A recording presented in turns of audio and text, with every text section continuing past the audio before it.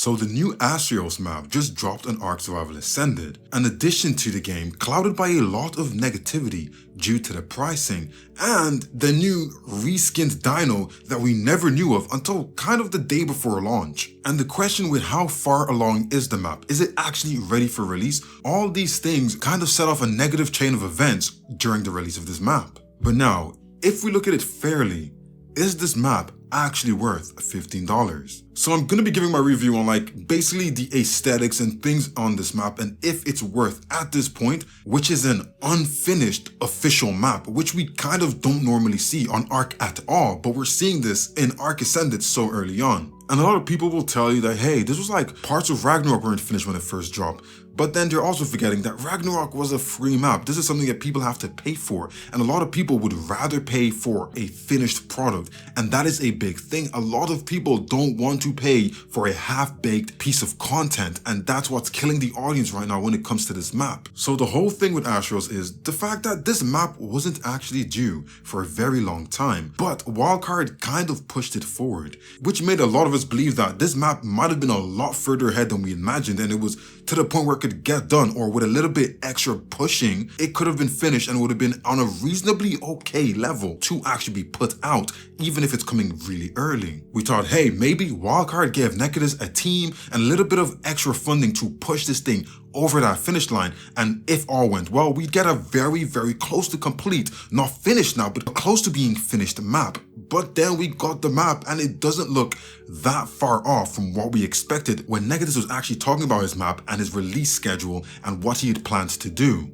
So the Astraeos map, it's a Greek-inspired map, which is now posted as the biggest map we have so far in Ark, with almost all the biomes you can imagine. If you're looking for it, if it's on another map, there's probably a chance it's already in Astraeos. There's a lot of caves for people to explore and a lot of sites for you to see as a player. And getting onto the map, my first initial thing, the thing I saw that was like, okay, this is a little bit more pleasing to the eyes, was the rocks. The map wasn't as yellow, but a more limestone looking color, which we can actually attribute to Nekatus' work because most of his maps kind of look like that, where they're not super yellow like all the new things we're seeing on ASA, but they're a little bit more lighter. We can look at the white cliffs from Valgiro, things like that. So it didn't give us much of a Play-Doh look like the other maps we have so far. I actually then stumbled across one of the things that was a big selling point for me personally when I saw the ads and the art for Astraeos. And these were the triremes, so basically the Greek ships. I think I said it right, triremes. But these were a big thing where I thought, hey, if we can make these and use these on this map, that would be so unique and it would add so much more to the aesthetic of the map. But then I was a little bit confused. From what I had actually gathered on the trailers and what it looked like, I believe that you could actually build these ships and use these ships. But once I was on the map looking at them, I realized they were just a landmark like other things we've seen in Ark. This was a bit disappointing, as I actually believed they were going to be a big attraction to the map, a big thing you can use that was super unique to the map. And with the actual limitations we have on building rafts, even if you wanted to try and build one of these, it kind of wouldn't be that possible. But quite close to when I noticed these triremes, I actually also noticed the drops. They came down with golden statues of the Greek gods. This I found was a really nice touch to give them a standout look to the other maps because we know how the maps look. With the drop of ASA, we got a little bit more of an updated version of the drops where the legs pop out and it looks a little bit more, I don't know, synthetic and symbiote kind of thing. These stood out a lot from those because these gave a little bit more to the aesthetic and I loved it. It was a really nice touch to the map. And I went around looking at the map and I can say it looks really good from above and has a big host of landmarks available for you to actually go around and see. And some do have some unique functions like this death freaking, I don't know, is this the portal to Hades? Because that was kind of scary. Every dino that went near it kind of died. But after looking at all these landmarks and all these statues and things, I started to ask myself the question, was this Ark map made for all Ark players? Or was it made for more of the niche group of roleplay players? Because there's a lot of things on the map that just seemed a little bit roleplay to me. And with the addition of all the new stuff we've been seeing in ASA, it looks like a lot of it is for roleplay players. But that's not the biggest audience of the game. So why do we consistently see them do things that are kind of aimed at this roleplay world that they haven't really built on Ark? I know they want to build more of a story-based and story-led game when it comes to Ark 2. Right now in ASA and from ASE, this was never established. So to try to do it so far up in the chain, it doesn't really work like that because players are used to what they're used to. And it's not mostly roleplay. We even had roleplay in ASE when it came down to the primitive plus side of the game. But they took that away from us. Even people like me who hates roleplaying, I tried it out and it was pretty fun. But they took that from us. So why are you trying to inject it in now, when the audience doesn't really want it right now? And don't get it twisted, all of these additions did give the map more character, but you have to always think, are these things going to further the Ark gameplay or just roleplay gameplay? But anyway, let me know what you think about that because I'm kind of seeing it way too often not to mention it. In terms of the space on the map for players to build, there was a lot of caves, and these weren't just caves where there's artifacts, just general caves around the map. There were islands, and there was also a lot of plateaus, places where players could build pretty nice bases. And because of the size of the map, there was so much space. So I don't think a lack of space is going to be a problem, which helps us think that maybe players are going to build far apart from each other. So there's not a lot of lag, especially on the PvE side of things, because when you go on a PvE server, there are so many bases clustered right around each other. It makes it hard to travel without hitting lag spikes. During my adventure, I came across some ores, so I hit my first set of metal nodes. And let me say, they were really unique. They looked very different. It kind of degressed us a little bit further back away from the new nodes we see in ASA. I don't know about you guys, but the new nodes in ASA has been a thing that's been bugging me. I don't like the look of them. I really much preferred the nodes in ASE. And this kind of brought us a little bit back to that, which made it a little bit nicer just to see. And it just took away some of that softness again that we're seeing with those nodes in ASA. But after this, it wasn't long before I hit the wall. And yes, I mean the world barrier. So much was actually locked behind this barrier. As yeah, the map isn't finished. So when we talk about the big question of, is the map ready? Was the map ready? No, the answer is it was not ready. Even with Wildcard pushing up the release, they kind of made no effort to help Nekatus get over the hill, get the map to a more finished point. It just looks like where we expected it to be when Nekatus was working on it, and it looks like it's a lot less finished than we would have expected when Nekatus was originally going to drop a more finished map. So it's like, you guys could have waited out. We didn't need to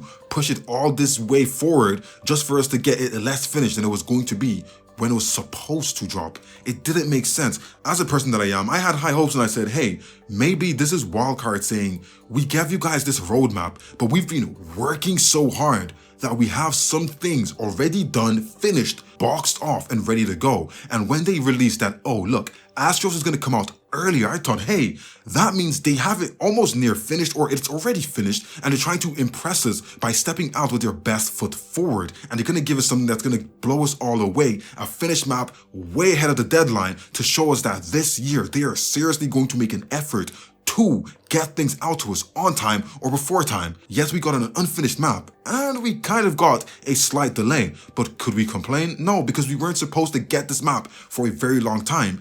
If that's the new meta they're gonna use, push things forward, delay them a bit, and then give them out to us unfinished, that is not it. We don't want that. Give yourselves the time you need to get things done. And in saying all of that, I do believe an ever-evolving map is a good thing, but in my opinion, I thought at this point when we were releasing the map, we'd have most of the biomes would be at least completed to the point where you can explore them, but they might not have all the caves or all the little things that make them finished, but they would be at least able for you to go there, catch some dinos, do some things in there, maybe have some barriers to stop you from building in there, as in they treat it as a drop spawns where you can't build on them yet because they're not finished implementing all the things they want to implement there. But the fact that they're just locked behind the world barrier, it kind of just made it a little bit iffy for me. And every evolving map means you always get more content. You always get to go back and do more, see more, experience more. So it always gives you more playing hours. But at this stage, I don't believe it was ready to come out to us. Is that how we should be viewing official maps now? They're going to be coming out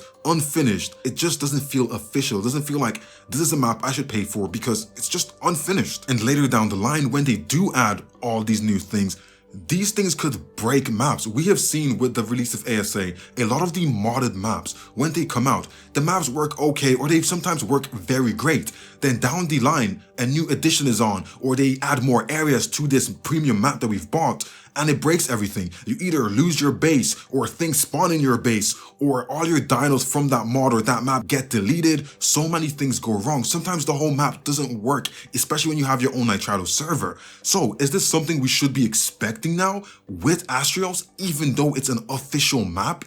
I don't know, it feels kind of weird thinking about these things when we're talking about an official map. But as far as the new content goes, this map will give a lot to the people who are willing to wait and see it through. And I feel like, yeah, if you are someone who's always looking for new content, it will be one of the things where you have to consider and probably look at the side of maybe I should buy this map. Overall, this is just a big shame because Extinction just dropped and Extinction is still not working that great. So for them to rush this map instead of focusing solely on fixing Extinction, fixing some of the bigger bugs and issues in the game, they dropped a new map, Astraeos, that kind of feels a little bit like we would say Extinction does. It's got some similar things to Extinction like nodes and drops and other kind of things, and it begs the question, Extinction is broken. You guys haven't fixed it yet. There's a lot of prevalent bugs still in Extinction, and instead of fixing it, you added another version of it and you put it behind a paywall, and it's going to be less competition, less problems, because this map is going to be a little bit more refined in certain ways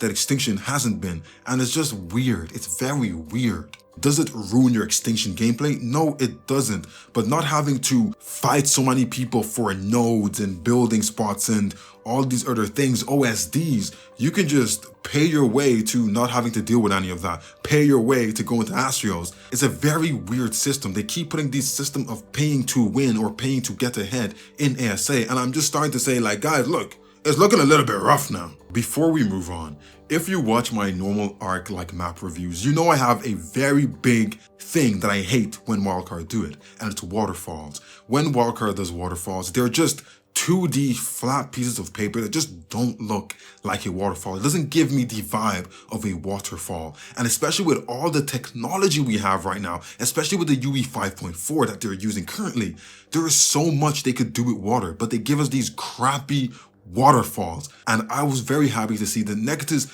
kind of made an effort to make the waterfalls look a little bit more like waterfalls. And as you can see, the texture of the waterfall looked a little bit better. The edges didn't look super flat. He added a little bit of frilling to the edges, which made it look a little bit more fuller and not as 2D. I can say that some other parts of the map where there was waterfalls, we got back to the regular Ark waterfalls that just look ass, but at least there was an effort made there. If he had more time and more people, maybe he would have made all the waterfalls look good.